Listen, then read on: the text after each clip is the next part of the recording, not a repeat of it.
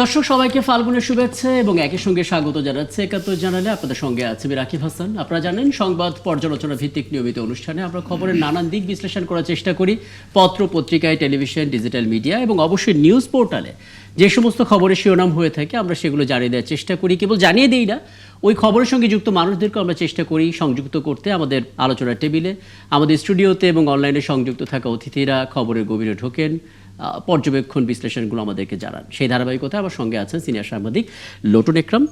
আপনাকে আমন্ত্রণ জানাচ্ছি এবং ধন্যবাদ জানাচ্ছি আমাদেরকে সময়টা দিচ্ছেন। নির্বাচনের একেবারে ক্ষণ গণনা থেকে শুরু করে ফলাফল বিশ্লেষণ পর্যন্ত আপনাকে পেয়েছি নানাভাবে, এবং আজকের দিনে যা যা ঘটে গেছে এবং আগামীকাল যা হতে পারে সেগুলো নিয়ে একটু আলাপ করার চেষ্টা করব। আমরা মূল আলাপে যাব এবং বলে রাখি ঠিক এই মুহূর্তে আমাদের সঙ্গে আছেন রাজনীতি বিশ্লেষক, চট্টগ্রাম বিশ্ববিদ্যালয়ের শিক্ষক অধ্যাপক ডক্টর নিয়াজউদ্দিন। বোধ করি আমি এখানে তাদেরকে পেয়ে যাব। এবং আমরা এই মুহূর্তে আমাদের সঙ্গে আছেন বাংলাদেশ সুপ্রিম কোর্টের আইনজীবী ব্যারিস্টার সাজ্জাদ আলী চৌধুরী। দুজনকে কৃতজ্ঞতা আমাকে সময়টা দেওয়ার জন্য। বেশ কিছু বিষয় আমার হাতে রয়েছে, সেগুলো নিয়ে ধাপে ধাপে একটু আলাপ করার চেষ্টা করব। আমি লটন একরাম আপনার একটা মতামত একটু জানতেই চাই। মানে একটা কথা প্রচলিত আছে যে আমাদের সরকার বদল হয়, কিন্তু শাসন ব্যবস্থার ভেতরের যে রাষ্ট্র কাঠামো, যে শাসন কাঠামো, সেটা আসলে খুব বেশি পরিবর্তন হয় না। আমরা দেখেছি একটি দল যখন নির্বাচনে জেতে তখন হয় সেই দলটা কোনো প্রতিপক্ষই রাখতে চায় না, অথবা যারা হেরে যায় তারা নির্বাচন সুষ্ঠু হয়নি বলে একেবারে মুখ দেখা দেখি বন্ধ। আমরা দেখতে পেলাম নির্বাচনের ফল গণনার দিনই জামাতে আমির এলেন, অত্যন্ত ইতিবাচকভাবে কথা বলেছেন। আগামীকাল রোববার তারেক রহমান জামাতে আমিরের বাসভবনে যাচ্ছেন বসুন্ধরা, একই সঙ্গে নাহিদ ইসলামের বাসায় যাচ্ছেন বাড্ডাতে। মানে এই যে কালচারটা, আপনার কি মানে নতুন একটা আশাবাদ জাগছে কিনা? দীর্ঘদিন ধরে তো আপনি সাংবাদিকতা করছেন। ধন্যবাদ আপনাকে এবং আমার সহ আলোচক এবং ৭১ টিভির দর্শক বৃন্দকে। এটি খুবই একটি আশাব্যঞ্জক খবর। বাংলাদেশের যে আপনার যে মুখ না দেখা দেখির যে মানে সংস্কৃতি দীর্ঘদিন যাবৎ আমরা দেখে আসছি, সেটা থেকে উত্তরণের একটি ইতিবাচক মানে ঘটনা ঘটতে যাচ্ছে আগামীকাল। আপনার প্রধানমন্ত্রী যিনি হবেন, ইতিপূর্বে বাংলাদেশের ইতিহাসে এই ধরনের ঘটনা খুব বিরল। আমার মনে হয় নাই, কারণ মানে সাধারণত এটা এমপি বা উপজেলা চেয়ারম্যান এই লেভেলের কেউ যে হেরে যায় তার বাড়িতে গিয়ে তার শুভেচ্ছা বিনিময় করে, তাকে সঙ্গে মত বিনিময় করে। কিন্তু প্রধানমন্ত্রী যিনি হবেন তিনি যে নিকটতম প্রতিদ্বন্দ্বীদের বাসভবনে গিয়ে তাদের সাথে শুভেচ্ছা বিনিময় করা, মত বিনিময় করা, তাদের সহযোগিতা চাওয়া, এটা খুবই মানে বাংলাদেশের প্রেক্ষাপটে ইতিবাচক রাজনীতির একটা মানে আমরা আভাস পাচ্ছি। তো পাশাপাশি আপনি যেটা বললেন, জামাত এবং এনসিপির পক্ষ থেকেও তাদের যে নির্বাচনের পরবর্তী যে সংবাদ সম্মেলন এখনো পর্যন্ত যে প্রতিক্রিয়াগুলো ব্যক্ত করছে সেগুলো কিন্তু আশাব্যঞ্জক। এবং মানে তারা আপনার কিছু আসন, আজকে 30টি আসনে তারা আবার গণনার আবেদন করেছেন। পাশাপাশি নির্বাচনে কিছু মানে অভিযোগ করলেও সেটা বড় ধরনের কোনো নির্বাচনে আপনার যেমন নির্বাচন ইতিপূর্বে যেটা একটু ক্ষমতা আসতে না পারলে নির্বাচন ফলাফল প্রত্যাখ্যানের যে একটা রেওয়াজ আমরা বিগত কয়েক বছর মানে অতীতেও দেখে আসছি। এমন তো দেখেছে যে নির্বাচন চলাকালীন সময়ে বর্জন, প্রত্যাখ্যান, তারা আন্দোলনের কর্মসূচি ঘোষণা, এই ধরনের রিয়াকশনগুলো দিয়ে আসছে এবং অবস্থান গ্রহণ করেছে। কিন্তু আজকে মানে গতকালকে যে জামাতের বা এনসিপি তাদের জোট যে প্রতিক্রিয়া দিয়েছে সেটাও কিন্তু এটা স্বাভাবিক। এই ধরনের মানে নির্বাচনী কিছু মানে ভুল ত্রুটি তুলে ধরছেন এবং তারা এটা অবজার্ভ করবেন এবং পরবর্তীতে তারা মানে অবস্থা বুঝে পরবর্তী কর্মসূচি গ্রহণ করবেন। তো এটা বিরোধী দল হিসেবে এটুক তাদের তো থাকবেই, তা নাহলে সরকারের উপর তাদের যে একটা বিরোধী দল হিসেবে একটা জনগণের পক্ষে যে একটা প্রেশার সেটা তারা রাখবে কীভাবে। তবে এই যে আপনার ইতিবাচক যে মানে নির্বাচিত মানে মানে মানে নিরঙ্কুশ বিজয়ী বিএনপি এবং আপনার পরাজিত জামাতের যে জোট, তাদের কাছ থেকে যে আমরা আজকে পর্যন্ত যে ইতিবাচক প্রতিক্রিয়া, ইনিশিয়েটিভ আমরা দেখতে পাচ্ছি, এটাকে আমরা সাধুবাদ জানাবো। এবং একই সঙ্গে তাদের কাছে আমরা দেশবাসী এবং আমরা গণমাধ্যম সবাই প্রত্যাশা করবো যে বাংলাদেশের যে দীর্ঘদিনের যে আপনার মানে একতরফা কর্তৃত্ববাদী যে শাসন, যে বা স্বৈর শাসন, যেটাই আমরা মানে যে নামে আখ্যায়িত করি না কেন, মানুষ খুবই মানে আমি আসলে এই একটা ইস্যু তো বটে। আগামীকাল তারেক রহমান যে যাচ্ছেন, দুটো বড় রাজনৈতিক দলের শীর্ষ নেতা যারা, জামাতে আমির এবং অন্যদিকে এনসিপির আহ্বায়ক, আপনার মনে হয় কি না এটা আসলে আমাদের শাসন ব্যবস্থার ভেতরে যে কাঠামোর চরিত্র বদল করতে পারেনি সেটা শুরুটা হচ্ছে? অবশ্যই অবশ্যই এটা শুরু হচ্ছে। আমি যেটা মনে করি, জনাব তারেক রহমান দীর্ঘদিন একটা গণতান্ত্রিক রাষ্ট্র, বিশেষ করে 17 বছর উনি লন্ডনে অবস্থান করছেন, সেখানে থেকে উনি মানে গণতান্ত্রিক যে চর্চা, যে পরস্পরকে সম্মান দেওয়া, পরস্পরের মতামত নেওয়া, এটা অনেক কিছু উনি খুব কাছ থেকে দেখতে পেয়েছেন। তো সেই কারণে উনি দেখবেন বাংলাদেশে আসার পরে ওনার কথা, আসার ব্যবহার, কথাবার্তা সব কিছুতে একটা সংযত এবং একটা আপনার পরিমিত বোধ এবং এবং মানে এই যে মানে একজন শীর্ষ নেতার মানে কাছ থেকে যে ধরনের রিয়েকশন, যে পরিমিত বোধ, তার যে বক্তব্য, আজকে সংবাদ সম্মেলনটাও খুব বেশি কথা উনি বলেননি। এর আগে যে কোনো প্রশ্নের উত্তরে তিনি একটা সেন্টেন্স বলে শেষ করেছেন। তো এই যে দীর্ঘদিন উনি দেশের বাইরে থেকে গণতান্ত্রিক রাষ্ট্রগুলোর কাছ থেকে যে শাসন ব্যবস্থা খুব কাছ থেকে দেখার কারণে অনেক কিছু উনি সম্ভবত সেখান থেকে নিয়েছেন, যেগুলো আমরা ভবিষ্যতে হয়তো এই যে উনি প্রধানমন্ত্রী হলে বাংলাদেশের শাসন ব্যবস্থায় হয়তো আমূল পরিবর্তন হতো দেখতে পাবো, ইতিবাচক, যেগুলো গণতান্ত্রিক রাষ্ট্রে যে চর্চাগুলো হয়ে থাকে বাংলাদেশে হয়তো আমরা আশা করতে পারি। আমরা আশা তো করতে পারি, এবং সেই আশার তো একটা চাপ আছে। ধরুন দীর্ঘ সময় সাধারণ মানুষ রাজনৈতিক দল এবং নেতাদের কাছ থেকে যা চেয়েছে সেটা তো পায়নি, কখনো কখনো উল্টোটাও পেয়েছে। যদি আমরা একেবারে জেনারেল হিসেবটা করি, সেই জায়গা থেকে একটা আস্থাহীনতা তৈরি হয়েছে।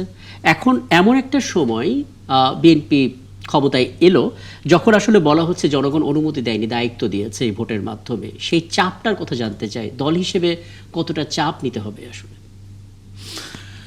হ্যাঁ, এটা আপনি যথার্থ বলেছেন যে বিশেষ করে মানে আপনার 209টি আসন পাওয়া বিএনপির উপর জনগণের যে আস্থা, যে প্রেশার, এটা বিএনপিকে এই জনগণের আস্থা এবং তাদের যে ভরসা, এটা তাদের জন্য একটা এই আশাটা পূরণ করা একটা চ্যালেঞ্জ, অনেক বড় চ্যালেঞ্জের মধ্যে পড়ছে গভর্নমেন্ট বর্তমান প্রেক্ষাপটে।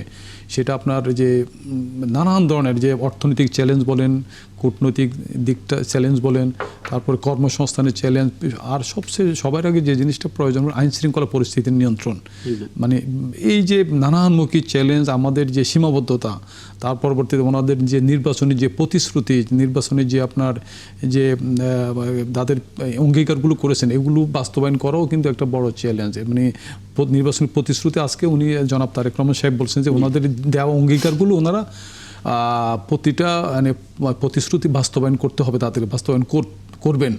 এই বাস্তবায়ন করার ক্ষেত্রে আপনার এই যে মানে আমাদের যে সীমাবদ্ধতা, আমাদের যেটা আপনার ফ্যামিলি কার্ড যেটা বলা হয়, তারপরে কৃষি কার্ড যেগুলো দেওয়ার কথা বলা হয়েছে, এবং কর্মসংস্থানের 1 কোটি মানুষের যে কর্মসংস্থানের কথা বলা হয়েছে, এগুলো আপনার করার ক্ষেত্রে তো অনেক চ্যালেঞ্জ রয়েছে। এবং এটা মোকাবিলা করার জন্য হয়তো বা ওনার যে প্ল্যানের কথা বলেছে, প্ল্যান হয়তো ধীরে ধীরে সেখান থেকে উনি নেবেন। পাশাপাশি এটাও আশা করি ওনার যে নতুন মন্ত্রিসভা, এখানে অভিজ্ঞ এবং অনেক ডাইনামিক।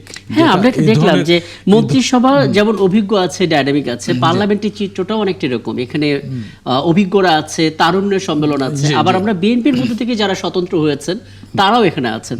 তার মানে খুব সহজে আসলে আগে যে দৃশ্যটা আমরা দেখতাম যে কোনো একটা আইন সংসদে ওঠানো হলো, এক পক্ষ হ্যাঁ বললো, অন্যদিকে আমরা কোনো নায়ের শব্দ শুনতে পাই না। দুটো কক্ষ এবার প্রথমবারের মতন বাংলাদেশ আসলে অভিজ্ঞতার মধ্য দিয়ে যাচ্ছে। উচ্চ কক্ষ নিয়ে কোনো জটিলতা হতে পারে কিনা? কিভাবে উচ্চ কক্ষের আসনটা নির্ধারিত হবে?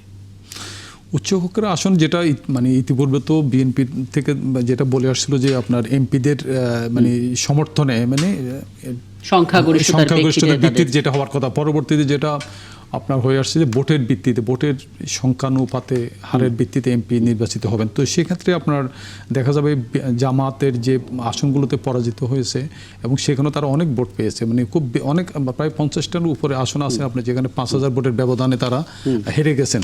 অতএব সে জায়গাটায় এই অনেকগুলা এমপি তারা ভোটের হারের ভিত্তিতে হওয়ার কারণে অনেকগুলো আরও এমপি পাবেন। আর আপনি যেটা বললেন যে হানার জায়গাও, সেখানে একবার যে পার্লামেন্টের উচ্চকক্ষের যে আপনার ভোটের উপর আপনার আইন পাস, বিল পাস, এটা নির্ভর করবে।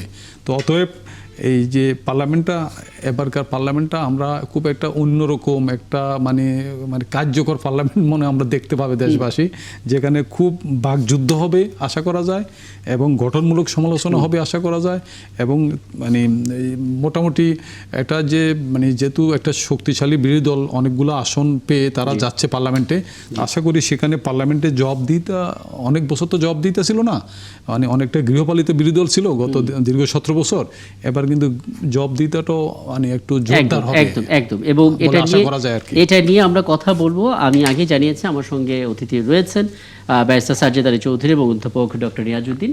আমি আপনাদেরকে আরও একবার আমন্ত্রণ জানাচ্ছি এবং একটা বিরতি নিচ্ছি। রাত যেহেতু 12টা বাজতে যাচ্ছে, একটা শিরোনাম জানাতে হবে, সেখান থেকে ফিরে এসে নিশ্চয়ই আরও কথা হবে আপনাদের সঙ্গে। অনেক ধন্যবাদ দর্শক, সাথে থাকার জন্য। 71 চ্যানেলে রাকিব হাসান আরও একবার আমন্ত্রণ জানাচ্ছি এবং এ পর্যায়ে আমরা আলাপে যাওয়ার আগে আমাদের হাতে থাকা শিরোনামগুলো আপনাদেরকে জানিয়ে দিতে চাই। 17 ফেব্রুয়ারি গঠিত হচ্ছে নতুন সরকারের মন্ত্রিসভা। সকালে সংসদ সদস্যদের ও বিকেলে বঙ্গভবনে মন্ত্রিসভা সদস্যদের শপথ। এ বিজয় দেশের মানুষের গণতন্ত্রে নিরাপদ ও মানবিক বাংলাদেশ গড়তে সব দল ও মতের সহযোগিতা চাইলেন তারেক রহমান। নির্বাচনে 30টি আসনে চরম অব্যবস্থাপনার অভিযোগ জামাতের, ফল স্থগিত করে আবারও ভোট গণনার দাবি। প্রতিযোগিতামূলক, গ্রহণযোগ্য ও শান্তিপূর্ণ নির্বাচন হয়েছে বাংলাদেশে, ইউরোপীয় ইউনিয়ন ও কমনওয়েলথের পর্যবেক্ষণ। নতুন সরকারের কাছে ব্যবসা বান্ধব পরিবেশ ও শিল্পনীতি চান ব্যবসায়ীরা, নিরবচ্ছিন্ন জ্বালানি ও ঋণে সুদ হার কমানোর দাবি। আমরা আমাদের শিরোনামগুলো তো দেখে নিলাম দর্শক, এবার অন্যান্য গণমাধ্যমের শিরোনামগুলো দেখে নিই, তাতে করে আলাপ করতে সুবিধা হবে। সংবাদ সম্মেলনে জাতীয় ঐক্যের ডাক দিলেন তারেক রহমান। নতুন সরকার গুরুত্ব দেবে আইনের শাসন, অর্থনীতি পুনর্গঠন ও কর্মসংস্থান সৃষ্টিতে। দেশি বিদেশি অতিথির উপস্থিতিতে সোমবারের মধ্যে নির্বাচিত এমপিদের শপথ পড়াবেন প্রধান বিচারপতি। মন্ত্রিপরিষদের শপথেও প্রস্তুত সচিবালয়। তারেক রহমানের নেতৃত্বে মন্ত্রিসভা হচ্ছে 40 থেকে 50 সদস্যের। গুরুত্ব পাবেন অভিজ্ঞ জ্যেষ্ঠ নেতারা। প্রতিমন্ত্রী দৌড়ে ছাত্রদলের সাবেক এক ঝাঁক নেতা। এবারে নির্বাচন বিশ্বাসযোগ্য ও শান্তিপূর্ণ, মূল্যায়ন ইইউ ও কমনওয়েলথের গুরুত্বপূর্ণ ধাপ গণতন্ত্র ও আইনের শাসন পুনরুদ্ধারে। বিরোধী দল হিসেবে সংসদে কার্যকর ভূমিকা রাখবে জামায়াত। জনগণের ক্ষমতায়নে সরকারের গঠনমূলক শিরোনামগুলো দেখে নিলাম এবং ঘুরে ফিরে আমরা আসলে একই শিরোনামের মধ্যেই ছিলাম, কারণ দিনের সবচেয়ে গুরুত্বপূর্ণ খবরগুলো তো এগুলোই ছিল এবং আমরা আমাদের অতিথিদের আমন্ত্রণ জানিয়েছি এবং এই ফাঁকে আমাদের সঙ্গে যুক্ত হয়ে গেছেন বিএনপি জাতীয় নির্বাহী কমিটির গবেষণা বিষয়ক সম্পাদক কৃষিবিদ শামীমুর রহমান শামীম। আপনাকে আমন্ত্রণ জানাচ্ছি। ব্যারিস্টার সাজ্জাদ আলী চৌধুরী, একটা বিষয় একটু জানতে চাই আপনার কাছ থেকে। মানে আমরা দেখতে পেলাম যে আজকে তো বলা যাবে না, যেহেতু 12টা পার হয়ে গেল, গতকাল তারেক রহমান সংবাদ সম্মেলনের শুরুতেই জামাত ইসলামী, এনসিপি, ইসলামী আন্দোলন বাংলাদেশ, জমিয়তুল উলামা ইসলাম, গণ অধিকার পরিষদ সহ 51টি রাজনৈতিক দল যারা অংশ নিয়েছিল তাদের প্রত্যেককে রাজনৈতিক দল হিসেবে এবং অংশগ্রহণকারী হিসেবে অভিনন্দন জানিয়েছেন। আমরা দেখেছি জামাত আমির ভোটের ফল গণনা যখন হচ্ছিল, যখন মোটামুটিভাবে ফলাফলের ধারণা পাওয়া যাচ্ছিল, তিনি এসে যেভাবে ইতিবাচক সাড়া দিয়েছিলেন এবং আজকেও উনি বলেছেন যে একটা শক্তিশালী বিরোধী দল হিসেবে ভূমিকা রাখতে চাই জামাত ইসলামী, যেটা আসলে দীর্ঘদিন ধরে আমাদের পার্লামেন্ট মিস করছিল, যে একটা শক্তিশালী বিরোধী দল সেখানে ছিল না। আবার রোববার অর্থাৎ আজকে জামাত আমির এবং এনসিপির আহ্বায়ক দুজনের বাসায় যাচ্ছেন তারেক রহমান। কিছু অভিযোগ আছে জামাত ইসলামী, সেগুলো নিয়ে একটু পরে আসছি। এই পর্যন্ত যা যা হলো, আপনার কাছে মনে হচ্ছে কিনা একটা নতুন যে শাসন কাঠামো, সেই শাসন কাঠামোর দিকে আমরা প্রবেশ করছি কিনা, মুখ দেখা দেখি বন্ধের যে কালচারটা ছিল সেখান থেকে একটা সৌহার্দ্যের জায়গাটার দিকে আমরা যাচ্ছি কিনা? ধন্যবাদ 71কে এবং আমার সহ আলোচক বৃন্দ যারা শুনছেন এবং আপনার স্টুডিওতে যারা আছেন এবং তার সবাইকে শুভেচ্ছা, আর ফাল্গুনের শুভেচ্ছা তো অবশ্যই। সবচেয়ে বড় কথাটা হচ্ছে জুলাই একটা নতুন দিনের সূচনা হয়েছে জুলাইয়ের মাধ্যমে, কারণ সেখানে যে চিরাচরিত যে রাজনৈতিক একটা চেনা মুখ ছিল, যে শুধু রাজনীতি করা মানে যে শত্রুতা, বৈরিতা বা সমালোচনা করার খাতিরেই শুধু সমালোচনা করা, জুলাই যে রক্ত তরুণরা দিয়েছে তার মাধ্যমে একটা নতুন চিন্তাধারার সূচনা করেছে সবার মধ্যে। হ্যাঁ, কেউ এটা যথাযথভাবে রিসিভ করতে পেরেছে, কেউ পুরোপুরি রিসিভ করতে পেরেছে, কেউ আংশিকভাবে রিসিভ করতে পেরেছে। কিন্তু দেখেন, এবারের ইলেকশনের ব্যাপারে যেটা সবচেয়ে বড় বিষয় সেটা হচ্ছে অন্যান্য ইলেকশনগুলোতে যে পরিমাণ ভোট পড়ে, এবারে কিন্তু তার চেয়ে ভালো একটা মার্জিত পরিমাণ ভোট পড়েছে, যেটা এবং সবচেয়ে বড় কথা হচ্ছে একটা উৎসবমুখর পরিবেশে ভোটটা হয়েছে। এখন ইলেকশনে কিন্তু সর্বপ্রথম নিজের হার মেনে নিয়েছিল আমাদের মনে হয় আমাদের সুপ্রিম কোর্টের অ্যাডভোকেট শিশির মনির ভাই, এবং উনি হার মেনে নিয়ে তার যিনি বিজয়ী হয়েছেন বা বিজয়ী হতে যাচ্ছেন তাকে শুভেচ্ছা জানিয়েছেন, ফুলের শুভেচ্ছা তারপর শুরু হয়েছে। তারপর জামাতের আমির কিন্তু তার হারটা স্বীকার করে নিয়েছেন এবং শক্তিশালী বিরোধী দল হিসেবে সেটা আবার আমরা এটাও দেখলাম যে জামাতের একজন যিনি জিতলেন আমির হামজা, উনি জেতার পর ওনার বিরোধী দলে যিনি ছিলেন তিনিও শুভেচ্ছা জানিয়েছিলেন ফেসবুক স্ট্যাটাসে। জি, এখন তারপর দেখেন এরপরে যেটা হচ্ছে জামাতে তারেক রহমান আজকে যেটা করলেন সেটা তো আরো ইতিবাচক। উনি সবাইকে অ্যাকনলেজ করলেন, সবার কন্ট্রিবিউশন অ্যাকনলেজ করলেন। শুধু তাই না, উনি আগামীকাল জামাতের আমির এবং এনসিপির যিনি প্রধান নাহিদ সাহেবের বাসায় যাবেন। এটা কিন্তু একটা যুগান্তকারী সিদ্ধান্ত। কারণ হচ্ছে ইতিবাচক ধারণা নিজে ভালো হলে কিন্তু সব ভালো। কেউ যখন তার ইতিবাচক বা পজিটিভ চিন্তা ভাবনা যখন সমাজে ছড়িয়ে দিবে, সেটা কিন্তু সুগন্ধি আকারে সব জায়গায় যাবে। এবং এইটাই বেসিক্যালি, উনি যদি ইতিবাচক হন, দেখবেন যারা তার বিরোধী আছেন তারাও কিন্তু ইতিবাচক ব্যবহার করতে বাধ্য হবেন এবং করবেন। এবং যার কারণে দেখেন একটু আগে জামাত কিন্তু স্ট্যাটাস দিয়ে তাদের কয়েকজন যারা নির্বাচিত এমপি, এবং দেখা যাচ্ছে কি জামাতও একটা ছায়া মন্ত্রিসভা করতে যাচ্ছে, যেটা শুধু সরকারকে সমালোচনা করার জন্য না, সরকারকে গঠনমূলকভাবে সমালোচনা করার সাথে সাথে সরকারকে অ্যাসিস্ট করার জন্য। কারণ জামাত সবসময় বলে আসছে তারা শুধু বিরোধী দল হিসেবে বিরোধী করবে না, তারা দেশের জন্য সরকারকে গঠনমূলক ভাবে সহযোগিতা করার জন্য এই বিরোধী দল হিসেবে যথাযথ দায়িত্ব পালন করবে। এবং এইটাই হচ্ছে জুলাইয়ের আকাঙ্ক্ষার বড় একটা প্রতিফলন। ধন্যবাদ। অনেক ধন্যবাদ আপনাকেও। আমি এর পরবর্তী ধাপে আসলে নির্বাচনের বিশ্লেষণ নিয়ে জানার চেষ্টা করব। আমি অধ্যাপক ডক্টর নিয়াজউদ্দিন আপনার কাছে আসবো, তবে তার আগে ছোট একটা মন্তব্য নিয়ে আসি। জনাব শামীমুর রহমান শামীম, আপনি দীর্ঘদিন ধরে আসলে মাঠের রাজনীতি করছেন, খুব সরাসরি আসলে জনগণের সাথে জনসভার সঙ্গে আপনি সম্পৃক্ত, আপনি জানেন যে আসলে সাধারণ মানুষ কি চায়। আমরা দীর্ঘদিন ধরে দেখেছি একটা শক্তিশালী বিরোধী দল না থাকার কারণে সরকার যে সিদ্ধান্ত ইচ্ছা সেটাই তারা নিয়ে নিতে পারে, ভুল পথে চলে যেতে পারে, তার শাস্তি কি হতে পারে, পরিণতি কি হতে পারে, সবটা আমরা দেখেছি। জামাত ইসলামীর যে ভূমিকা, দলটার আমির জানিয়েছে একটা শক্তিশালী বিরোধী দল হিসেবে তারা কাজ করবে, এবং আজকে রোববার দলটার বাসায় যাবেন, দলটার আমিরের বাসায় যাবেন তারেক রহমান। সব কিছু মিলে আপনার কাছে কি মনে হচ্ছে, বিএনপি সরকারি দল হিসেবে একটা যোগ্য এবং শক্তিশালী বিরোধী দল পেল কিনা, সহজ হবে কিনা, আসলে পার্লামেন্ট কতটা কার্যকর হবে বলে আপনি মনে করেন? ধন্যবাদ আপনাকে, আমার সমালোচক বৃন্দ এবং আমাদের সাথে যারা সংযুক্ত রয়েছেন সবাইকে আমি সালাম শুভেচ্ছা জানাচ্ছি। আসলে খুব সুন্দরভাবে আপনি কতগুলো প্রশ্নের অবতারণা করেছেন। আমার ভাই সাজ্জাদ ভাই একটু আগে কথা বলেছেন, চমৎকার ভাবে তুলে ধরেছেন। এটা সত্যিই আমাদের দেশের দুর্ভাগ্যজনক। আমরা দেশের সংসদীয় গণতন্ত্র, আমাদের শাসন ব্যবস্থায় পরমত সহিষ্ণুতা আমরা লক্ষ্য করতে পারিনি, তেমন একটা আসেনি। আমরা সংসদীয় গণতন্ত্রের যে সুফল মানুষের ঘরে পৌঁছে দিতে পারিনি। দেশনেত্রী বেগম খালেদা জিয়ার সময়, শহীদ রাষ্ট্রপতি জিয়া রহমানের সময় যেটা ছিলেন সেটার অভাব দীর্ঘ সময় সামরিক শাসনের জাতাকলে, ফ্যাসিবাদের শাসনের জাতাকলে লঙ্ঘিত হয়েছে। মানুষ পারে আজকে যে তারেক রহমান সাহেব গতকাল যে বক্তব্য রেখেছেন সংবাদ সম্মেলনে, এটি ঐতিহাসিক একটা বক্তব্য রেখেছেন। তিনি জাতীয় ঐক্যের ডাক দিয়েছেন, সমস্ত দল মত নির্বিশেষে সমস্ত রাজনৈতিক দলকে তিনি অ্যাড্রেস করেছেন। গণতান্ত্রিক পথের উত্তরণে ভোটের মাধ্যমে, নির্বাচনের মাধ্যমে, সুষ্ঠু নির্বাচনে দেশ বিদেশে পর্যবেক্ষকরা বলেছেন সুষ্ঠু অবাধ নির্বাচন হয়েছে, ঐতিহাসিক নির্বাচন। এই ফলাফল মেনে নিয়েই তারেক রহমান সবাইকে ঐক্যের ডাক দিয়েছেন। এটা একটা ঐতিহাসিক যুগান্তকারী দৃষ্টান্ত। পরমত সহিষ্ণুতা, অন্যদের প্রতি শ্রদ্ধা দেখিয়েছেন। জামাতের আমিরের বাসায় যাবেন, এনসিপির আমিরের সভাপতির বাসায় যাবেন, একটি ইতিবাচক দিক।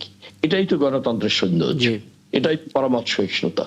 এই নতুন রাজনৈতিক সংস্কারের মধ্য দিয়ে বাংলাদেশে গণতান্ত্রিক শাসন ব্যবস্থায় জুলাই বিপ্লব সহ গত 17 বছরে আমরা যে রাজনীতি করেছি, ফ্যাসিবাদের বিরুদ্ধে লড়াই সংগ্রামে, মানুষের অধিকার প্রতিষ্ঠার জন্য, ন্যায় বিচার, ইনসাফ, সাম্য প্রতিষ্ঠার জন্য যে সংগ্রাম, মানুষের অধিকার ফিরিয়ে দেওয়ার জন্য সংগ্রাম, এই সংসদীয় গণতন্ত্র নবযাত্রায় তারেক রহমানের হাত ধরেই মানুষের গণতান্ত্রিক অধিকার ফিরে আসবে, জবাবদিহিতা আসবে সরকারের। এবং জামাত ইসলাম যেটা ছায়া মন্ত্রী পরিষদ গঠন করছেন, এটাও একটা গঠনমূলক আমি মনে করি। একটি শক্তিশালী বিরোধী দল না থাকলে সরকারের ভুল ত্রুটি ধরিয়ে দিতে পারবে না। অ্যাবসলিউট মেজরিটি নিয়ে যদি স্বচ্ছতা, জবাবদিহিতা না থাকে, সেই সরকার ব্যবস্থায় মানুষের কল্যাণ আসতে পারে না। এই চমৎকার জন্য আমি চমৎকার। আপনার হ্যাঁ, প্রাণবন্ত করার জন্য, মানুষের কল্যাণে সাধিত করার জন্য অবশ্যই বিরোধী দলের একটি বলিষ্ঠ ভূমিকা রয়েছে। আমি একটু অধ্যাপক ডক্টর নিয়াজউদ্দিনের কাছে আসতে চাই।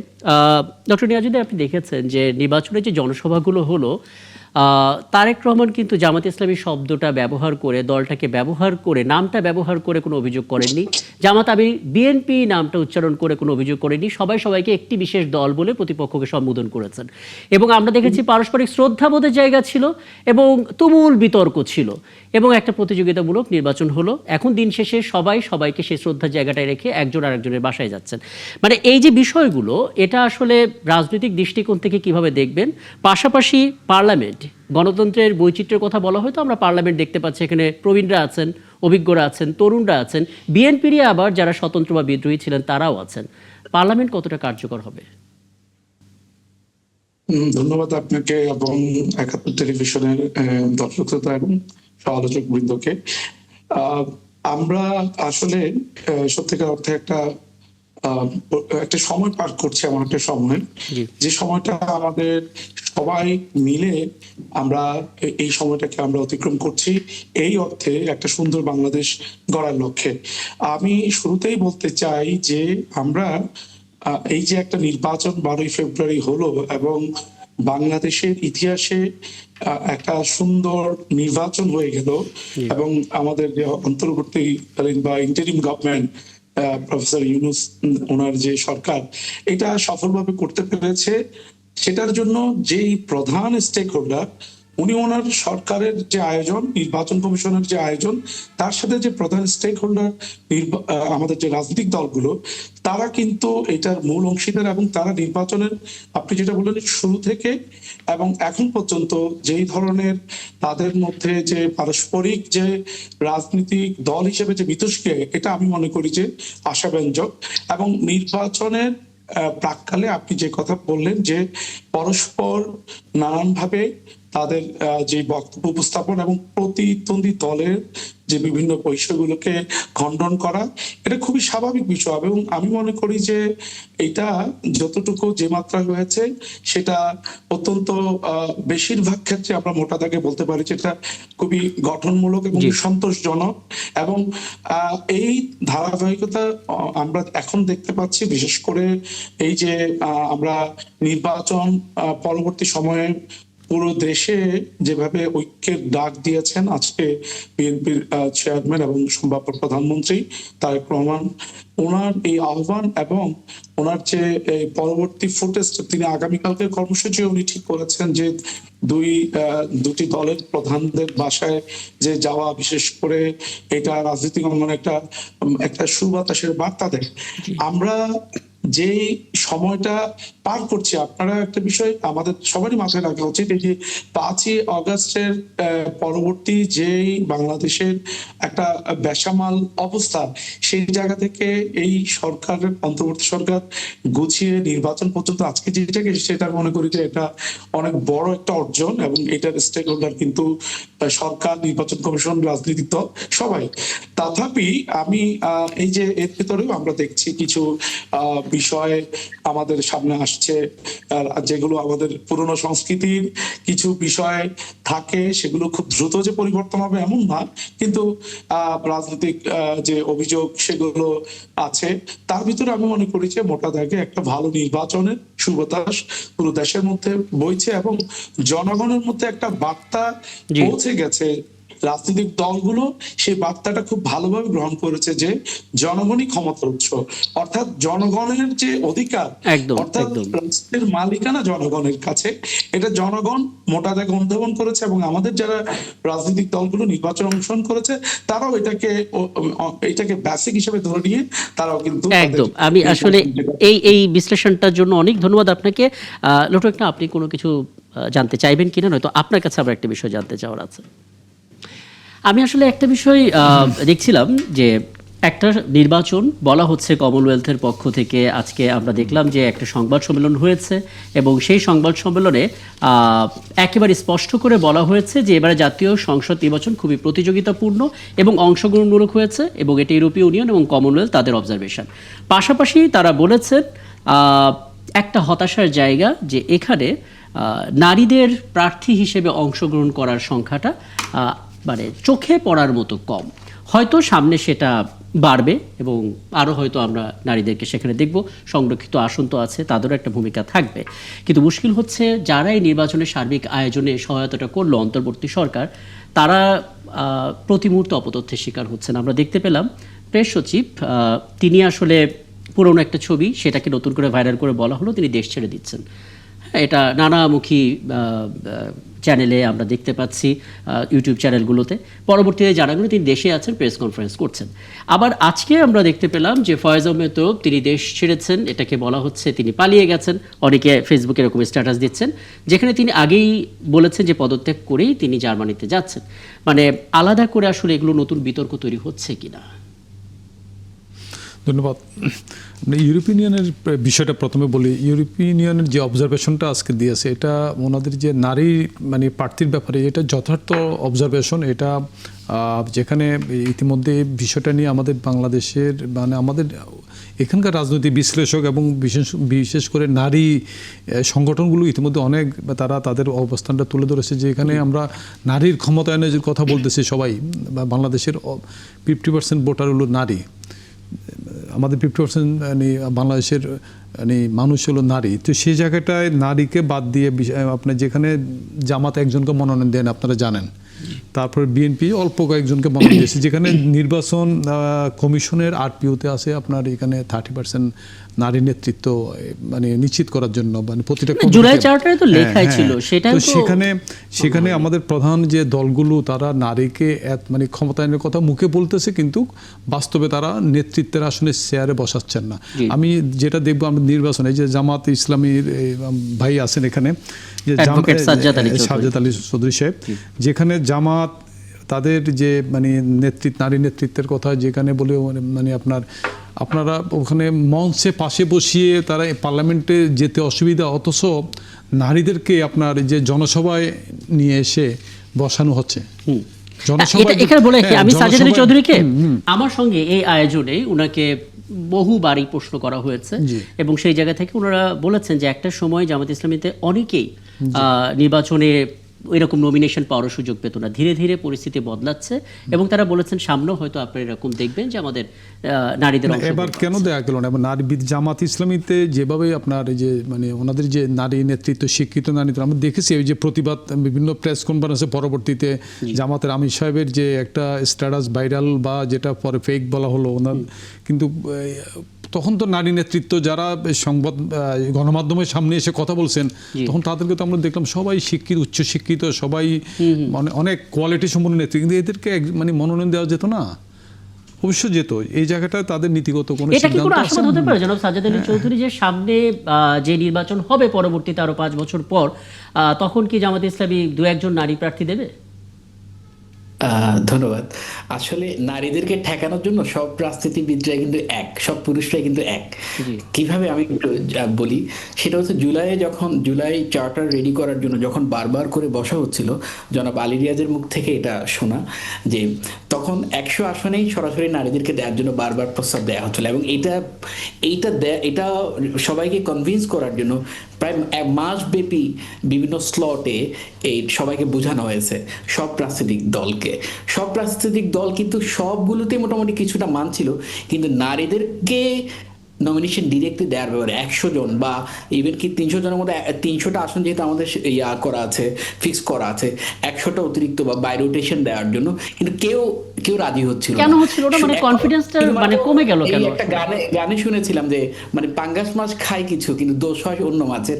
এখন সব রাজনীতিবিদ দলই কিন্তু নারীদের আটকানোর জন্য ব্যস্ত, কিন্তু দোষটা সবসময় জামাতের ঘাড়ের উপর পড়ে। প্রবলেম হচ্ছে এই জায়গায়। আর সবচেয়ে বেশি মূল ইস্যুটা হচ্ছে জামাত বেসিক্যালি আপনারা একজনকে মনোনয়ন না দেওয়াতে দোষটা বেশি পড়তেছে।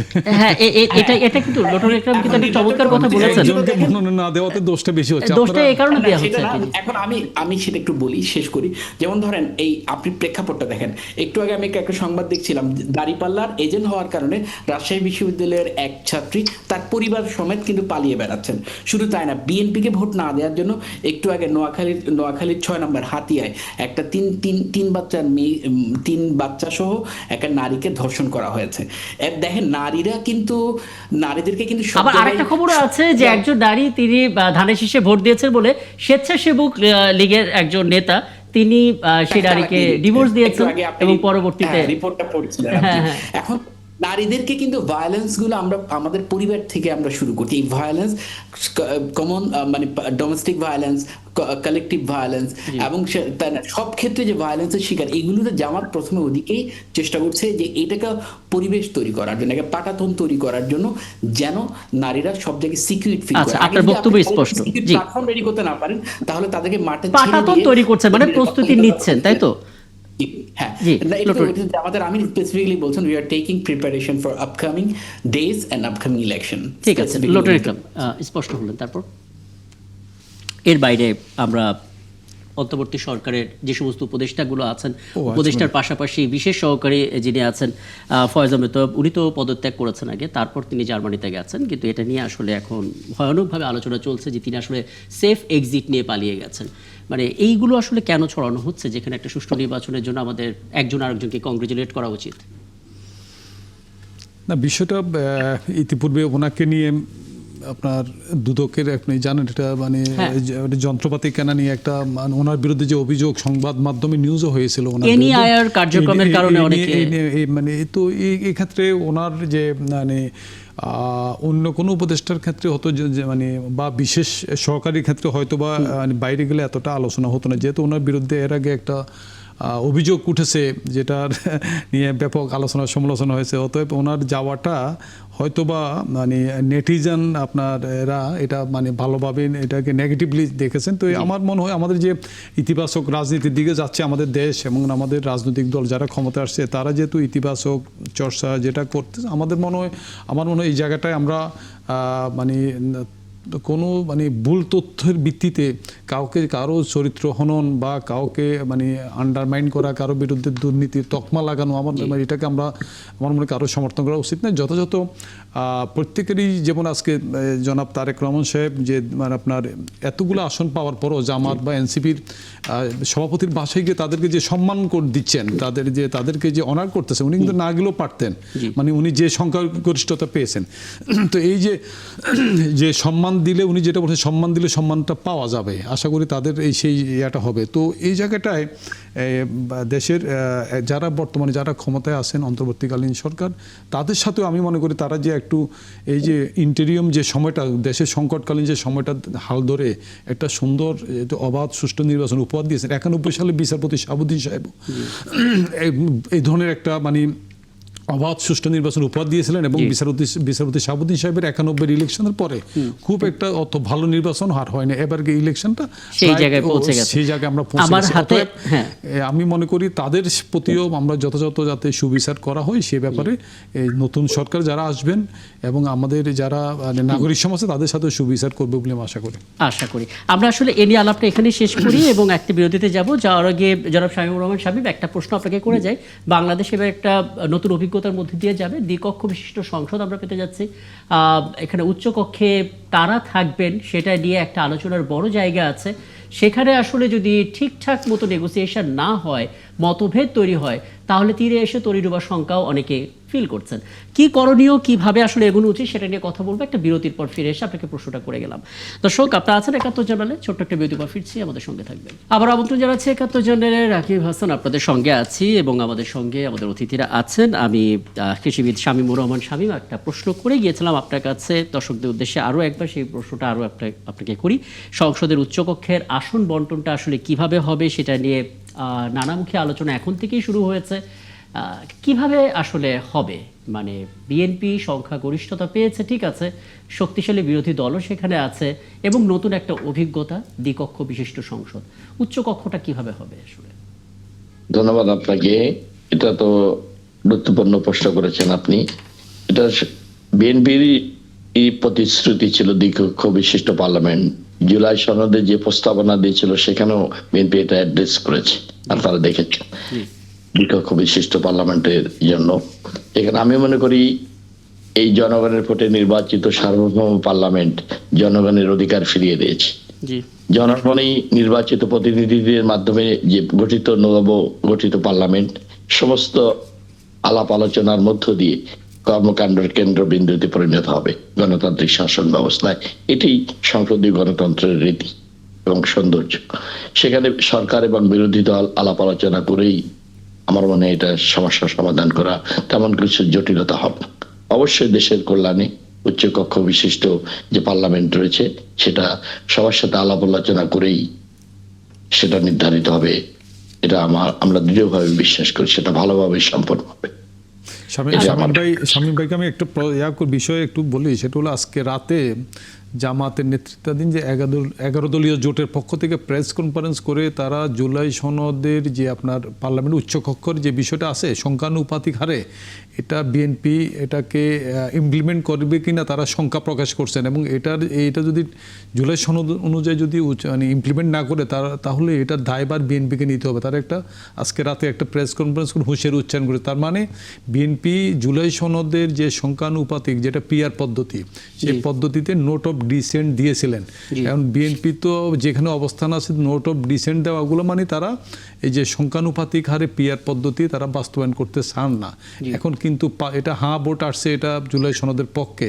এই জায়গাটায় জুলাই সনদের অনুযায়ী যদি বাস্তবায়ন না করে তাহলে এটার তারা হুঁশিয়ারি উচ্চারণ করছে জামাত সহ 11 দল। এই জায়গাটা তাদের এই সংখ্যাটা তাদের কাছে নিশ্চয় কোনো হয়তো ইনফরমেশন আসছিল যে আপনারা জুলাই সনদের ওই পয়েন্টটাতে অত বাস্তবায়ন করবেন না। এই বিষয়টা আপনার কাছে কোনো তথ্য আছে কি? দেখুন, আমি তো আগেই বলেছি যে পার্লামেন্ট সার্বভৌম, সেখানে সমস্ত বিষয়ে ডিবেট হবে, আলাপ আলোচনা হবে। সরকার বিরোধী দল সবাই আলাপ আলোচনা করে দেশ এবং জাতির সাথে ঐক্যমতের ভিত্তিতে তার সমস্যা বলেছেন, কিন্তু জাতীয় ঐক্যের ডাক দিয়েছে। ভিন্ন পথ থাকবে, আদর্শগত রাজনৈতিক দল থাকবে, মতও থাকবে, এর মধ্যেই বৈচিত্র্যের মধ্যে দিয়ে জাতীয় ঐক্য দেশের সাথে আমাদের গড়ে তুলতে হবে, গণতন্ত্রের সাথে, মানুষের মুক্তির সাথে, অর্থনীতি মুক্তির সাথে। এটা তো আমাদেরকে একটা জায়গায় অবশ্যই আসতে হবে। সেটা আলাপ আলোচনার মাধ্যমে একটা জায়গায় আমি একটু আলাপ আলোচনা হতে পারে, আলাপ আলোচনা করে হই সেটা অবশ্যই একটা জায়গায় আসবে এবং সফল হবে বলে আমি দৃঢ়ভাবে বিশ্বাস করি। আচ্ছা, আমি বিশ্বাস করি তারেক রহমান সাহেব বিরোধী দলকে যেভাবে মূল্যায়ন করে সবাইকে অ্যাড্রেস করেছেন, সবার প্রতি সহানুভূতি দেখিয়েছেন, মমত্ববোধ দেখিয়েছেন, উদারতা দেখিয়েছেন, এটাই গণতান্ত্রিক রাজনীতিতে সৌন্দর্য। এটা হওয়া উচিত। আমাদের বিগত দিনগুলোতে রাজনীতির প্রতিহিংসা এবং প্রতিপক্ষকে দমন করার যে প্রবণতা, সেই জায়গা থেকে আমাদের কিন্তু বেরিয়ে আসতে হবে। যারা সরকার গঠন করলো তারা জান্নাতে চলে গেল, আর যারা বিরোধী দল তারা জাহান্নামে চলে গেল। এই যে রাজনীতির সংস্কৃতি, কালচার, এই জায়গা থেকে কিন্তু জুলাই বিপ্লব আমাদেরকে শিক্ষা দিয়েছে। আমাদেরকে ফিরে আসতে হবে, কিন্তু নতুন রাজনীতিতে আমাদেরকে প্রত্যাবর্তন করতে হবে। সহনশীলতা, পরমত সহিষ্ণুতা, ভিন্ন আদর্শগত ভিন্নতা থাকবে। আমরা লক্ষ্য উদ্দেশ্য নিয়ে জনগণের কাছে যাব, জনগণ যাকে পছন্দ করবে তাকে নির্বাচিত করবে। তারপরে বোঝা গেল যেটা আসলে শামীমুর রহমান সাহেব বলার চেষ্টা করছেন, যেহেতু একটা সৌহার্দ্যতার জায়গা তৈরি হয়েছে, ইতিবাচক একটা রাজনীতির ধারায় যেখানে গেছে সেখানে আলোচনার মাধ্যমে একটা সমাধান হবে। আমার দৃঢ় বিশ্বাস তারেক রহমান সাহেব দীর্ঘদিন বিদেশে রয়েছেন, তিনি স্টাডি দেখেছেন এই সৌন্দর্য এই যে পরমার্থ সহিষ্ণুতা, উদারতা রাজনৈতিক দলের প্রতি পরস্পর, বুঝতে পারছি আপনার বক্তব্য একেবারে এটার পরিষ্কার। মধ্যে দিয়ে আমি নতুন এখানে গণতান্ত্রিক যাত্রা শুরু। হ্যাঁ, দুজনেরই একটু মতামত নিতে চাই। অধ্যাপক ডক্টর নিয়াজউদ্দিন, আপনি তো বলবেনই, পুরো জায়গা থেকে একটা বিশ্লেষণ আপনাকে দিয়ে শেষ করব। তার আগে ছোট করে ব্যারিস্টার সাজ্জাদ আলী, আপনার একটা মন্তব্য আমি নিতে চাই। মানে আজকে যখন, ইনফ্যাক্ট গতকালকে যখন প্রশ্নটা করা হয়েছিল জনাব ডক্টর আলী রিয়াজকে, এবং তিনি আসলে বলেছিলেন যে উচ্চকক্ষের আসন আসলে কিভাবে বন্টন হবে সেই সিদ্ধান্ত হবে সংসদ এবং সংবিধান সংস্কার পরিষদের আলোচনায়। এখন আপনি আসলে আপনার যে আইনি অভিজ্ঞতা সেটা দিয়ে কি বলবেন? মানে এটা নিয়ে কোনো জটিলতা হতে পারে কিনা? সৌহার্দ্যের জায়গা ঠিক আছে, কিন্তু মানে আসনটা তো গুরুত্বপূর্ণ, সেখানে একটা নীতি নির্ধারণের ব্যাপার আছে। ধন্যবাদ। আমি একটু শামীম ভাইকে কারেকশন করে দিতে চাই। পার্লামেন্ট কিন্তু সার্বভৌম না, দেশ সার্বভৌম হয়। পার্লামেন্টের কিন্তু অনেক লিমিটেশন আছে এবং অনেক কিছু বিধিবদ্ধ নিয়মের মধ্যে চলতে হয়, আর পার্লামেন্ট যা ইচ্ছে তা করতে পারে না। আর দুই হচ্ছে যে জুলাই চার্টারের যেটা যে গেজেটটা প্রকাশ হয়েছে সেটা কিন্তু একটা হাইব্রিড গেজেটের মতো। যেমন ধরেন সেটা একটু রাষ্ট্রপতি তার অর্ডিন্যান্স ক্ষমতা ইউজ করেছে, আবার যে অন্তর্বর্তী সরকার যেহেতু তারা বিপ্লবী সরকার, এটার প্রতিফলন সহ মিলে কিন্তু একটা হাইব্রিড একটা গেজেট হয়েছে। এই যার কারণে এটার কিন্তু দুই ধরনের লিগ্যাল ভিত্তি আছে। এক ধরনের লিগ্যাল ভিত্তি হচ্ছে যদি অর্ডিন্যান্স ধরে নেন তাহলে সাবসিকুয়েন্ট যে পার্লামেন্ট, নেক্সট যে পার্লামেন্টটা আসতেছে সেই পার্লামেন্টে এটা পাস করতে হবে, অথবা যে সংবিধান পরিষদ যেটা তৈরি হচ্ছে সেখানে এটা পাস করতে হবে। দুই হচ্ছে এটা অটো একটা আইন হিসেবে দাঁড়িয়ে যাবে। এখন যে প্রবলেমটা দাঁড়াচ্ছে সেটা হচ্ছে বিএনপি যেহেতু ডিসেন্ডিং দিয়েছে, তারা স্পেসিফিক্যালি তাদের ইস্তিহারে বলেছে যে তারা পিয়ার পদ্ধতিতে উচ্চকক্ষ গঠন করবে না, তারা গঠন করবে যে পিয়ার আনুপাতিক হারে যারা যে পরিমাণ সংসদ সদস্য হয়েছে সেটার আলোকে তারা উচ্চকক্ষের প্রতিনিধিগুলো সিলেকশন করবে। এই যে কন্ট্রাডিকশন, এখন এই কন্ট্রাডিকশনটা বেসিক্যালি যখন যে পরিষদ তৈরি হবে, সংবিধান পরিষদ তৈরি হবে, সংবিধান সংস্কার পরিষদ যে আগামী 6 মাসের জন্য যে তৈরি হবে, সেখানে বেসিক্যালি এটা আলোচনার ভিত্তিতে এটা পাস হবে সেখানে। কারণ যেহেতু বিএনপি অ্যাবসলিউট মেজরিটি পাইছে, এর মানে এই না যে বিএনপি যেটা তাদের ইশতেহারে বলেছে সেটাই হবে। এটা সমস্ত যারা সংসদ হয়েছেন এবং যেটা তাদের সেখানে সংসদে আলোচনা হবে, এবং যেহেতু এটাকে লিগ্যাল ভিত্তি আছে, জুলাইয়ের যে গেজেটটা হয়েছে সেটার একটা ভিত্তি আছে, সেটাও একটা অবশ্যই শক্তিশালী একটা এঙ্গেজমেন্ট থাকবে সেখানে। যার কারণে বিএনপি চাইলে যেটা বলছে যে তাদের সংসদের যে প্রতিনিধিত্বের ভিত্তিতে মানে আনুপাতিক হারে সেখানে বুঝতে পারছি, মানে এখানে আলোচনাটা একটা গুরুত্বপূর্ণ ফ্যাক্টর। হ্যাঁ, আমি সবচেয়ে বড় কথা থেকে একটা লিগ্যাল ইস্যু আছে যেটা তাদেরকে অতিক্রম করাটা খুব জটিল হবে। আমি একটু অধ্যাপক ডক্টর নিয়াজউদ্দিন আপনার কাছে এসে অন্তত এই বিষয়ে আলাপটা শেষ করতে চাই। অধ্যাপক নিয়াজউদ্দিন, একটু বলবেন মানে সাধারণ মানুষ আইনের ধারাগুলো নিয়ে অত বেশি মানে আগ্রহী না, সোজা অর্থে তারা সবসময় ফলাফলটা দেখতে চায়, যেটা আসলে সামাজিক যোগাযোগ মাধ্যমে অনেকেই জানতে চাইছেন যে উচ্চকক্ষ নিয়ে কোনো জটিলতা হবে কিনা, কারণ এতটা পথ আমরা পেরিয়ে এসেছি, বড় কোনো জটিলতা তৈরি হয়নি, নিম্নকক্ষ পর্যন্ত সব ঠিকঠাক, উচ্চকক্ষ নিয়ে কোনো জটিলতা হতে পারে কিনা সেই শঙ্কা যদি থেকে থাকে কিভাবে সেটা অতিক্রম করা যেতে পারে আসলে? অধ্যাপক ডক্টর নিয়াজউদ্দিন। জি, ধন্যবাদ। আসলে আমি যেটা বলবো যে একটা নতুন নির্বাচন হওয়ার পর এবং প্রত্যেকটা রাজনৈতিক দল তার ম্যানিফেস্টোতে পরিষ্কারভাবে তাদের দৃষ্টিভঙ্গি প্রকাশের পর একদম সরকার গঠনই হয়নি এখন পর্যন্ত। তার আগে আমার মনে হয় যে আমাদের এই যে নতুন বিরোধী দলে যারা যাবে তাদের আজকে প্রেস কনফারেন্স করে যে প্রতিক্রিয়া, এটা আমার কাছে মনে হয় যে খুবই টু আর্লি। কারণ হলো কি, এখানে জুলাই সনদ নিয়ে দীর্ঘদিন প্রত্যেকটা যারা রাজনৈতিক দল স্টেক হোল্ডার তারা অংশগ্রহণ করেছে, মতামত দিয়েছে। সেখানে বিএনপি, জামাত ইসলামী, এনসিপি সহ প্রত্যেকটা দলেরই কম বেশি নোট অফ ডিসেন্ট আছে বিভিন্ন বিষয়ে। তো এখন এই সবাই যে সবকিছু একসাথে একমতে এসে যাবে এটা গণতন্ত্রে আশা করাটাই এক ধরনের ভুল। তো সেজন্য আমি মনে করি যে আমার মতের মতোই সবকিছু হতে হবে। সেই দৃষ্টিভঙ্গি নিয়ে যদি আমরা কাজ করতে চাই নতুন সরকার এবং যে নতুন দেশ গঠনের চিন্তা করছি, এটা কিন্তু খুব গুরুত্বপূর্ণ ইস্যু হয়ে দাঁড়াবে যদি আমাদের মাইন্ডসেট যদি এভাবে থাকে। আমাদের যেটা প্রয়োজন হচ্ছে মানসিকতার পরিবর্তন। এই যে সরকার গঠন হবে, যদিও ল্যান্ডস্লাইড ভিক্টরি, কিন্তু যে বিরোধী দল তারা যদি তাদের শ্যাডো গভর্নমেন্ট, যেটা আমরা শুরুতেই আমাদের একজন আলোচক বলেছেন, যে ছায়া সরকারের মতো প্রত্যেকটা বিভাগে কনস্ট্রাকটিভ ক্রিটিসিজম করবে, এবং একইভাবে এই উচ্চকক্ষ গঠনের ক্ষেত্রে যে ভিন্ন মত, সেগুলো আমার সংবিধান সংশোধন সংস্কার যে পরিষদ, সেখানে আলাপ আলোচনা হবে। যেহেতু বিএনপি বড় একটা ম্যান্ডেট নিয়ে আসছে, তারা জনগণের যে আশা আকাঙ্ক্ষা, সেটার প্রতি তাদের একটা বড় দায়বদ্ধতা থাকবে। কিন্তু আমি মনে করি যে একদম আজকেই প্রেস কনফারেন্স করে যেই এটা অনেক বেশি আগে হয়ে গেল, ইটস টু আর্লি আপনি বলছিলেন। তারপরে আপনি খুব চমৎকার করে জিনিসটা ব্যাখ্যা করলেন। আমি আসলে আপনাদের তিনজনের প্রতি কৃতজ্ঞতা জানাচ্ছি চমৎকার করে আলোচনাটা এগিয়ে নিয়ে যাওয়ার জন্য, এবং ধন্যবাদ। সামনে কোনো আয়োজনে আবারও আপনাদেরকে পাবো, মতামতগুলো জানতে পারবো। আমি ডাক্তার সালেহ মাহমুদ তুষারকে দেখতে পাচ্ছি। ডক্টর সালেহ মাহমুদ তুষার, আপনাকে আমন্ত্রণ জানাচ্ছি, কারণ এই অংশে আমরা যে বিষয়টা নিয়ে কথা বলতে চাই, আমার মনে হয় এখানে সমস্ত অতিথি যারা আছেন তারা প্রত্যেকেই এখন মশার কামড় খাচ্ছেন, কারণ নগর জুড়ে এখন প্রচণ্ড রকমের মশা বাড়ছে। আপনি চিকিৎসক হিসেবে কিছু পরামর্শ আমাদেরকে দেবেন এই মুহূর্তে আসলে করণীয়টা কি? একটা ছোট্ট বিরতির পর ফিরে এসে সবশেষ বিরতির পর আবার আমন্ত্রণ জানাচ্ছে ৭১ চ্যানেলে রাকিব হাসান আপনাদের সঙ্গে আছে, এবং যে বিষয়টা নিয়ে দর্শক এই মুহূর্তে কথা বলতে চাই, বোধ করি সেই বিষয়ের সঙ্গে সবাই নিজেদেরকে সম্পৃক্ত করতে পারবেন, কারণ কম বেশি সবাই এখন মশার কামড় খাচ্ছেন। এবং আপনারা দেখেছেন আসলে সরকার ধাপে ধাপে যায়, ধাপে ধাপে আসে, কিন্তু মশার যে নাজেহাল অবস্থা সেটা সবসময় রয়ে যায়। এখন এই জায়গা থেকে কি করণীয় নিজেকে সুস্থ রাখার জন্য এবং মশার উপদ্রব থেকে বাঁচার জন্য, সেগুলো নিয়ে কথা বলবো। আগে জানিয়েছি আমার সঙ্গে আছেন চিকিৎসক ও গবেষক ডাক্তার সালেহ মাহমুদ তুষার। ডাক্তার সালেহ মাহমুদ তুষার, আপনাকে আবারও আমন্ত্রণ জানাচ্ছি, আপনার সঙ্গে আলাপ করবো। তবে তার আগে ছোট করে জনাব লটম ইকরাম, আপনার কাছ থেকে এই বিষয়টি জানার চেষ্টা করি। মানে হঠাৎ করে আমি যদি সময় ধরে বলি, গেল 2 মাসের মতো হবে প্রচণ্ড রকমের মশার উপদ্রব বাড়ছে নগরী, এবং আমরা নগরীর বাইরে থেকেও খবর পাচ্ছি। কেন, কি কারণে মনে করেন? ধন্যবাদ। খুবই মানে জনসম্পৃক্ত একটা প্রশ্ন করেছেন, মানে একটা ইস্যু সামনে নিয়ে আসে। আমরা কিন্তু আমাদের এখানে আমাদের আলোচনা একমত হবেন, বিগত 1-2 বছর কিন্তু আমরা রাজধানীতে তেমন একটা মশারি লাগানোর প্রয়োজন ছিল না। সম্প্রতি আপনি দেখবেন কোথাও ড্রয়িং রুমে বসে আপনার কথা বলা যায় না, এত মশার উপদ্রব বেড়েছে, যেটা মানে আপনি মশার ভিতরে ছাড়া বসে গল্প করার মতো অবস্থা নেই এখন।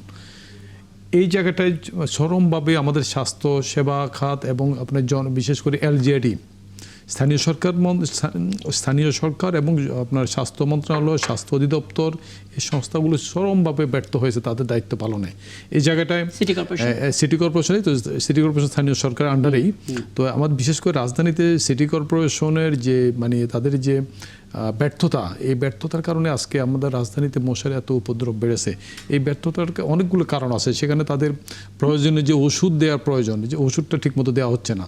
এখানে তাদের স্থানীয় সরকার মন্ত্রণালয়ের সঙ্গে তাদের যে সমন্বয় করে আপনার সমন্বিত প্রোগ্রাম কর্মসূচি নেওয়া দরকার, তারা সেটা নিচ্ছে না। এখানে অনেকটা গা ছাড়া বাপ, আমার যেটা মনে হচ্ছে কর্মকর্তাদের, সংশ্লিষ্ট দায়িত্বপ্রাপ্ত কর্মকর্তাদের গা ছাড়া বাপ। তারা কোনো সমন্বিত মিটিং করছেন না, কোনো কর্মসূচি গ্রহণ করছেন না, কোনো ওষুধ দিচ্ছেন না। যে মশা বৃদ্ধির যে কারণগুলো, যে আপনার যে জনপ্রতিনিধি নেয় এখন, ওয়ার্ড ভিত্তিক যে ওয়ার্ড কাউন্সিলের মাধ্যমে যে ওষুধ দেওয়া হতো, এটা মনিটরিং হতো, সে মনিটরিং নেই, জনপ্রতিনিধি নেই। মানুষ কার কাছে যাবে? মানে মানুষ যে একটা জনপ্রতিনিধি ওয়ার্ড কাউন্সিলে থাকলে অভিযোগ করতে, জলাশয়গুলো পরিষ্কার করা হচ্ছে না, জায়গাটা আসলে নাই অভিযোগ।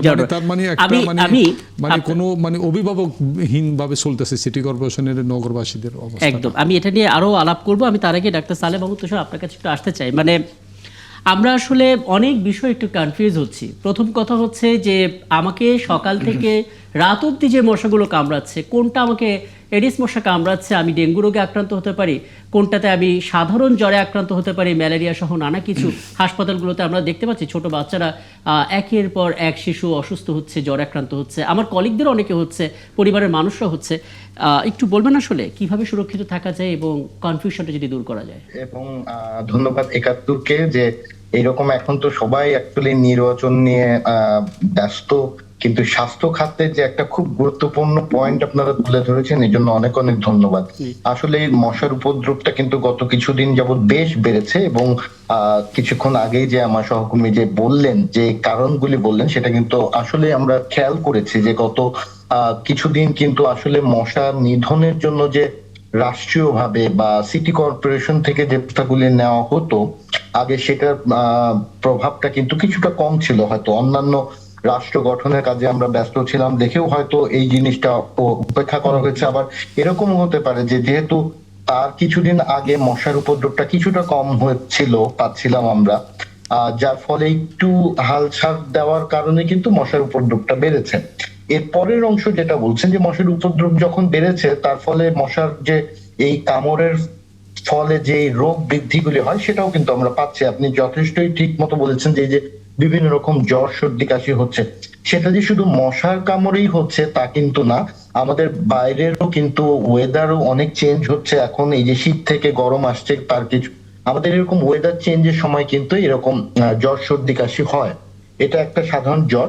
তবে আপনি যে বললেন যে মশার কামড়ের মাধ্যমে কি এটা ডেঙ্গু হচ্ছে নাকি অন্য কোনো জ্বর হচ্ছে সাধারণ, সেরকম না। মশক বাহিত যে জ্বরগুলি হয়, ডেঙ্গু একটা খুব কমন, আমাদের দেশের জন্য সবচেয়ে কমন ডেঙ্গু শহর অঞ্চলে। পাহাড়ি অঞ্চলে কিন্তু আবার ম্যালেরিয়ার সম্ভাবনাটা বেশি। এছাড়াও চিকুনগুনিয়া, জিকা অথবা ইয়েলো ফিভারের মতো রোগগুলিও কিন্তু আমাদের দেশে হতে পারে, মশাবাহিত রোগ। সো মশার কামড়ে যে মশাবাহিত রোগ হচ্ছে সেটা আমাদের খেয়াল রাখতে হবে। আমাদের দেশের কারণে সবচেয়ে বেশি গুরুত্ব দিতে হবে ডেঙ্গু।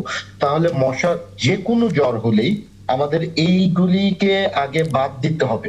আর যদি এগুলি বাদ হয়ে যায়, তারপরে যদি না খুঁজে পাওয়া যায় যে কারণটা কি, তাহলে ধরে নিতে হবে সাধারণ ভাইরাল জনিত কারণে যে জ্বর হচ্ছে বা ওয়েদার চেঞ্জের কারণে যে জ্বর সর্দি কাশিটা হচ্ছে সেই রকম জ্বর। তাহলে এই যে আমি বাদ দিব, তার জন্য কিন্তু একজন চিকিৎসকের পরামর্শে জ্বর হওয়ার 24 ঘন্টা থেকে 48 ঘন্টার মধ্যে কিছু টেস্ট করে নিতে হবে। আমি আবারও বলছি যে যেহেতু ডেঙ্গুটা মশকবাহিত রোগের মধ্যে সবচেয়ে ঝুঁকিপূর্ণ আমাদের জন্য শহর অঞ্চলে, সেজন্য ডেঙ্গুটাই পরীক্ষা করতে হবে। আবার পাহাড়ি অঞ্চলের ক্ষেত্রে কিন্তু দেখা যাবে যে ম্যালেরিয়াটাকে বেশি গুরুত্ব দিতে হবে এবং ম্যালেরিয়া পরীক্ষাটাও করানো লাগবে। আচ্ছা, আরেকটা বিষয় একটু মানে আমি সামাজিক যোগাযোগ মাধ্যম ঘাটতে ঘাটতে অনেকের অনেক ধরনের প্রশ্ন পাচ্ছিলাম, এবং কিছু কিছু প্রশ্ন আছে যেগুলো আসলে সবার মধ্যেই ঘুরপাক খাচ্ছে। যেমন অনেকে বলেন যে আমি এই সময় কিভাবে সুরক্ষিত থাকবো, মশার কয়েল ব্যবহার করলে সেটা আমার শরীরের জন্য ক্ষতিকর হবে কিনা, অ্যারোসল নির্বাচনের ক্ষেত্রে কিভাবে সেটা প্রয়োগ করব, এবং থার্ড বিষয়টা হচ্ছে মশারি টাঙিয়ে রাখার কথা বলেন কিংবা মশা মারার ব্যাট ব্যবহার করতে বলেন, তারও কোনো নিয়ম আছে কিনা, আসলে কি প্রক্রিয়া? অবশ্যই ভাইয়া, খুবই গুরুত্বপূর্ণ একটা পয়েন্ট বলেছেন যে কয়েল ব্যবহার করব কিনা, অ্যারোসল ব্যবহার করলে কোন ধরনের। বিকজ কয়েলটা কিন্তু মশাটাকে যেমন মেরে ফেলছে, কয়েলটা কিন্তু আমার শ্বাসতন্ত্রের জন্য অনেক ক্ষতিকর। আমি আবারও বলছি, কয়েলের প্রমাণিত পাওয়া মানে এটা সাইন্টিফিক্যালি প্রুফ যে কয়েল আমাদের যে সিগারেট খেলে যেরকম আমাদের ক্ষতি হয়, কয়েলের ধোঁয়াটাও কিন্তু এরকম মাত্রারই ক্ষতি করতে পারে আমাদের লাংসের জন্য। সেই জন্য কয়েল ব্যবহারটা কিন্তু এখন ডিসকারেজ করে। এখন আসছে অ্যারোসল ব্যবহার। অ্যারোসলটা কিন্তু অনেক ব্যয়বহুল এবং এটাও কিন্তু অনেক রকম হ্যাজার্ডাস, মানে স্বাস্থ্যের জন্য ক্ষতিকর, এবং বিভিন্ন রকম অ্যারোসল পাওয়া যায়, কিছু কিছু আছে আমাদের স্বাস্থ্যের জন্য বেশ ক্ষতিকর। তাহলে এই যে অ্যারোসল কয়েল যেগুলি মশার জন্য বিষ, সেটা কিন্তু আমার শরীরের জন্য বিষের কারণ হতে পারে।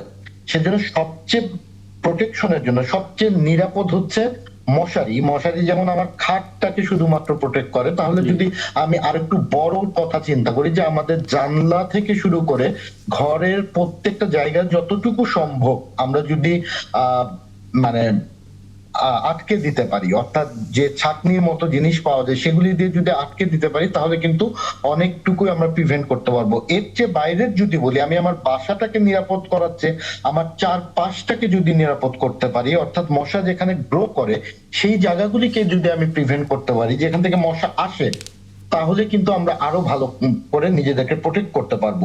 এখন অনেকেই প্রশ্ন করবে, আমার বাড়ির পাশে যে ঝিল আছে, বড় একটা নালা আছে, সেটাকে আমি কিভাবে পরিষ্কার করব? এবং সেই ক্ষেত্রে কিন্তু তখন চলে আসতেছে ব্যক্তিগত প্রোটেকশনের কথা, তখনই আসতেছে এই যে প্যাচেস এর কথা, বা অনেকেই গায়ে রিপ্লেন্ট ব্যবহার করে, যেগুলি বাজারে অনেক কিছুই পাওয়া যায় এবং যথেষ্ট ভালো মানেরই পাওয়া যায়, কিন্তু আবারও প্রশ্ন আসতেছে সেটা কিন্তু বেশ ব্যয়বহুল। তখনই চলে আসে সস্তা কয়েল বা অ্যারোসলের প্রশ্ন, বা অনেক ইনস্ট্রুমেন্ট পাওয়া যায় যেগুলি হচ্ছে গিয়ে মশার যে ওষুধটা আছে সেটা ভ্যাপারাইজ করে করে ঘরে দেয়। এগুলি সবই ওই যে বললাম দ্বিতীয় ক্ষেত্রে ব্যবহার করার জন্য। আমি যদি নিজেকে প্রোটেকশন রাখতে পারি ন্যাচারালি, অর্থাৎ এই যে বাধা দিয়ে যদি আমি মশাটাকে আমার কাছ পর্যন্ত না আসতে দিই, তাহলেই আমি সবচেয়ে ভালো নিরাপদ থাকতে পারবো। কিন্তু যখন চলে আসলো, তখন মশাটা মারতে গিয়ে যা আমি ব্যবহার করব, জি। মনে রাখতে হবে সেটাও আমার জন্য ক্ষতির কারণ হতে পারে। আপনাকে অনেক ধন্যবাদ। এই স্বল্প সময়ে ছিলেন, খুব চমৎকার করে আসলে কার্যকরী সাজেশনগুলো দিলেন কিভাবে সুরক্ষিত রাখা যায় এবং রোগাক্রান্ত হলে করণীয়টা কি। কৃতজ্ঞতা আপনাকে। এবং সবশেষ একটু লোটে ইকরাম একটা মতামত আপনার কাছ থেকে নিতে চাই। সুযোগ সন্ধানী সব জায়গায় থাকে, আমরা দেখেছি যখন বিদ্যুৎ বিভ্রাট বেশি হয় তখন চার্জার ফ্যানের দাম বেড়ে যায়, আমরা এখন মশা মারার ব্যাটের দাম অনেক বেশি দেখতে পাচ্ছি। ধন্যবাদ। আমাদের বাংলাদেশের ব্যবসায়ীদের আপনি দেখবেন মানে সুযোগ সন্ধানী বলতে প্রতিটা মৌসুমে তারা যখন যে মৌসুম আসে, সামনে রমজান আসতেছে, আপনার এই যে রমজানের পণ্যের কিন্তু দেখবেন আপনার রমজানের জন্য যে পণ্যগুলো সেগুলোর দাম হু হু করে বেড়ে যাচ্ছে। শসা বলেন, আপনার টমেটো বলেন, এগুলো কিন্তু আমাদের অনেকের গরিবের আওতার বাইরে, খাওয়ার বাইরে চলে যায় 100 টাকার উপরে। সেম আমাদের এই ব্যবসায়ীদের যে নেয়াটা আপনার তাদের যে অনৈতিক যে মানুষকে জিম্মি করে, মানুষকে ঠেকা পড়লে মানুষকে তাদেরকে কিভাবে মানে তাদের কাছ থেকে মুনাফা লুটে নেওয়া যায়, এই যে আমাদের যে ক্যারেক্টার, যে চরিত্র, এই জায়গা থেকে আমাদের বেরিয়ে আসা উচিত। আমাদের এই ক্ষেত্রে আমাদের যে সংস্থাগুলো রয়েছে, যে তাদের মনিটরিং, বাজার মনিটরিং, যে ভোগ্য পণ্যর যে দামগুলো যে প্রপারলি রাখছে কিনা, এই জায়গায় মনিটরিংটা জোরদার করা উচিত এবং কি কঠোর ব্যবস্থা নেওয়া উচিত। একদম। এবং এই যে সমন্বয় থাকা, মনিটরিং করা এবং দিন শেষে জবাবদিহিতা, তিনটা জায়গায় আসলে গুরুত্বপূর্ণ। অনেক ধন্যবাদ। আপনি শুরু থেকে আমাদের সঙ্গে ছিলেন, একে একে সবগুলো বিষয় নিয়ে কথা হয়েছে এবং আশা করি সামনে করে আয়োজন আবারও আপনাকে পাবো। আমাদের সঙ্গে ছিলেন এতক্ষণ সিনিয়র সাংবাদিক লোটন ইকরাম এবং আমাদের সঙ্গে ছিলেন চিকিৎসক গবেষক ডাক্তার সালেম আবু তুষার সহ অন্যান্য অতিথিরা। এবং এই ছিল আজকের ৭১ জানালা আয়োজন। আগামীকাল আবারও দেখা হবে। থাকবেন ৭১-এর সাথে।